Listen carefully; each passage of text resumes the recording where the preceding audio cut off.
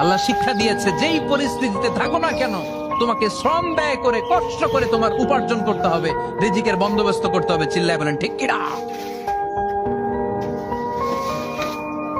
না কেন তোমাকে শ্রম ব্যয় করে কষ্ট করে তোমার উপার্জন করতে হবে, রিজিকের বন্দোবস্ত করতে হবে। চিল্লায় বলেন ঠিক কিনা?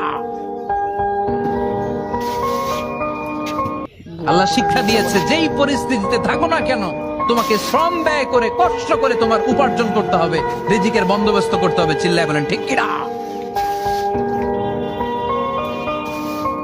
আল্লাহ শিক্ষা দিয়েছে যেই পরিস্থিতিতে থাকো না কেন তোমাকে শ্রম ব্যয় করে কষ্ট করে তোমার উপার্জন করতে হবে, রিজিকের বন্দোবস্ত করতে হবে। চিল্লায় বলেন ঠিক কিনা?